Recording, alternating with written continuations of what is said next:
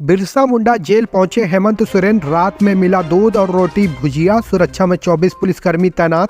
जमीन घोटाले मामले में जेल गए हेमंत सोरेन का ठिकाना अब बिरसा मुंडा जेल बन गया है। गुरुवार दोपहर 3:10 पर हुआ जेल पहुंचे बिरसा मुंडा केंद्रीय कारा के अपर डिवीजन में हेमंत सोरेन को रखा गया। वहां पर उन्हें जरूरत के हिसाब से सारी चीजें उपलब्ध कराई गई थी। जानकारी के अनुसार जेल में प्रवेश करने के बाद उनकी एंट्री हुई। इसके बाद उनका रजिस्ट्रेशन 231 नंबर पर हुआ। इसके बाद वह जेल के कार्यालय में गए। कुछ देर रुकने के बाद हेमंत सोरेन सीधे अपने सेल में चले गए। उनकी सेवा में 3 बंदियों को लगाया गया था। हेमंत के सेल पहुंचते ही तीनों सेवादारों ने अपना परिचय दिया। जानकारी के अनुसार हेमंत सोरेन ने दूध रोटी खाने की इच्छा जताई। इसके बाद वह जेल प्रशासन की तरफ से उन्हें रात के खाने में दूध रोटी और आलू की भुजिया दिया गया, जिसे वह खाकर अपने कमरे में टहलते रहे। रात 10 बजे तक यही स्थिति रही।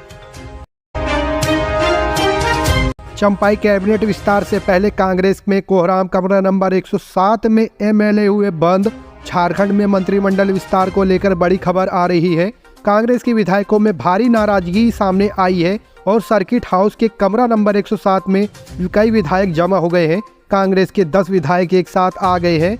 ये विधायक मांग कर रहे हैं कि हेमंत सोरेन मंत्रिमंडल में शामिल कांग्रेस कोटे के सभी चेहरों को बदला जाए। विधायकों की मांग है कि एक व्यक्ति एक पद के फार्मूले तहत जिम्मेदारी दी जाए और प्रमंडलवार चेहरों को मंत्रिमंडल में जगह मिले।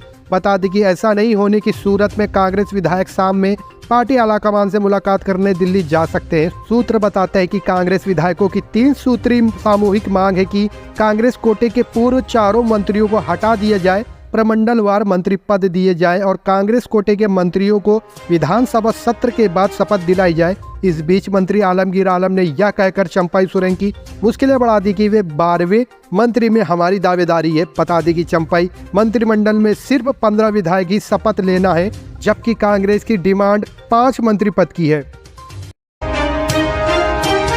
हेमंत सोरेन की गिरफ्तारी के विरोध में उलिहातू से निकाली गई न्याय यात्रा। सूबे के पूर्व मुख्यमंत्री हेमंत सोरेन की गिरफ्तारी के विरोध में झामुमो खूंटी जिले ने धरती आबा भगवान बिरसा मुंडा के घर में उनकी प्रतिमा की पूजा पाठ और माल्यार्पण कर न्याय मार्च निकाला। इससे पूर्व झामुमो नेताओं समेत गांव के बच्चे और बड़ों से बिरसा मुंडा के घर के सामने हेमंत सोरेन जिंदाबाद, शिबू सोरेन जिंदाबाद के नारे लगाए गए।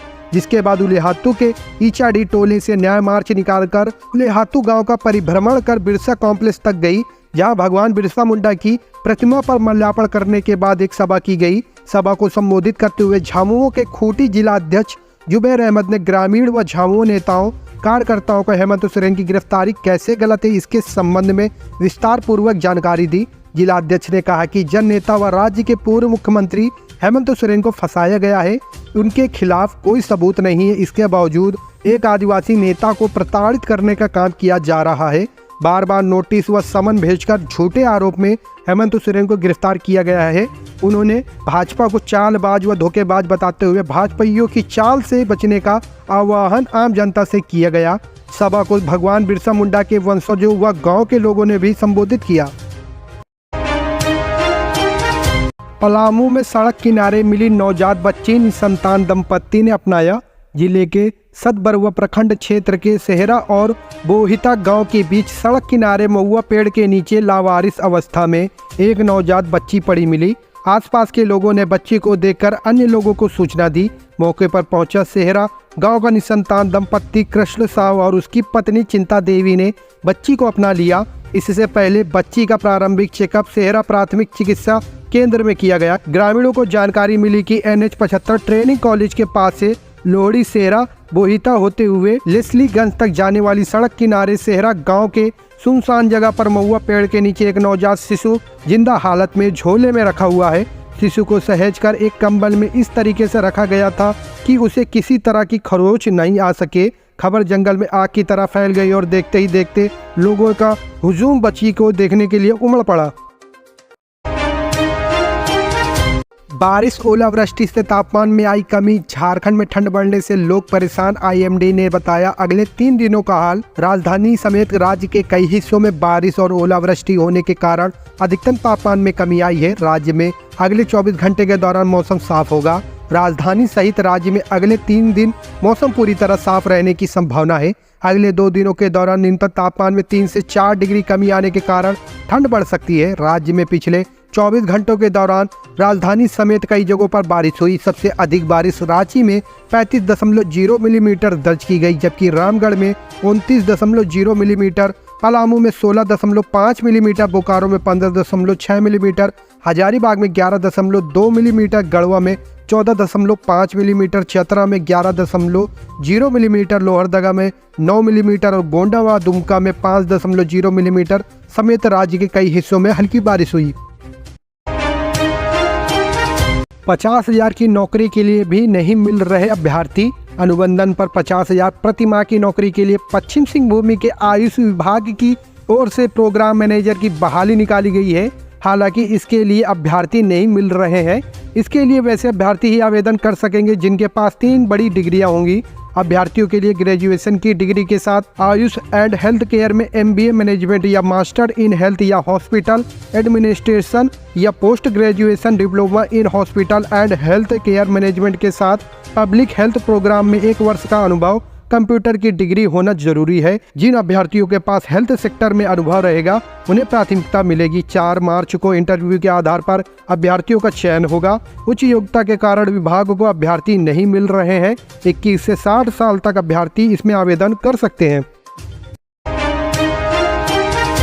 कोटा में एक स्टूडेंट की मौत। झारखंड से आया था JEE की तैयारी करने।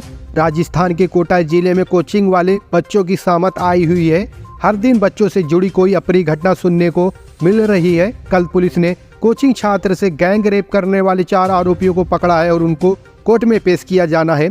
उनके कारण छात्रा जान देने वाली थी। गनीमत रही कि उसकी जान बचा ली गई, लेकिन देर रात झारखंड में रहने वाले परिणीत को नहीं बचाया जा सका। वह कोटा के जवाहर नगर इलाके में रहकर JEE की तैयारी कर रहा था। उसकी मौत संदिग्ध तरीके से होना सामने आया है। जवाहर नगर पुलिस ने बताया कि उसके परिवार के सदस्यों को सूचित कर दिया गया है। वे लोग झारखंड से रवाना हो गए हैं। परिणीत के दोस्तों ने बताया कि वह कुछ दिन से उदास था।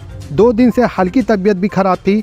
कल दोपहर के बाद अचानक तबीयत बिगड़ने लगी तो उसे नज़दीक के अस्पताल ले गए। वहां से दूसरे अस्पताल रेफर किया जाना था, लेकिन इलाज के दौरान उसकी जान चली गई। देर रात उसने दम तोड़ दिया। 26,000 शिक्षक भर्ती में इन शर्तों के साथ होगी नियुक्ति। सिलेक्शन होने के 3 साल के भीतर पास करना होगा एग्जाम। झारखंड सहायक आचार्य के 26,001 पदों पर होने वाली नियुक्ति में झारखंड के रहने वाले ऐसे अभ्यर्थियों को इस परीक्षा में सम्मिलित होने की अनुमति दे दी गई है जो केंद्रीय शिक्षक पात्रता परीक्षा या पड़ोसी राज्य की शिक्षक पात्रता परीक्षा उत्तीर्ण है। लेकिन इसमें यह भी शर्त रखी गई है कि संबंधित अभ्यर्थियों को नियुक्ति के 3 वर्ष के भीतर एवं पहले उपलब्ध अवसर में झारखंड शिक्षा पात्रता परीक्षा उत्तीर्ण होना अनिवार्य होगा। झारखंड कर्मचारी चयन आयोग ने इसे लेकर झारखंड प्रारंभिक विद्यालय सहायक आचार्य नियुक्ति परीक्षा के विज्ञापन में संशोधन किया है। यह संशोधन हाल ही में झारखंड उच्च न्यायालय के आदेश पर नियुक्ति नियमावली में हुए बदलाव के बाद किया गया है। आयोग ने यह भी कहा है कि अभ्यर्थी जिस विषय या विषय समूह में शिक्षक पात्रता परीक्षा उत्तीर्ण होंगे उसी विषय या विषय समूह में राज्य स्तरीय मेगा सूची के आधार पर सहायक आचार्य नियुक्ति में पात्र होंगे।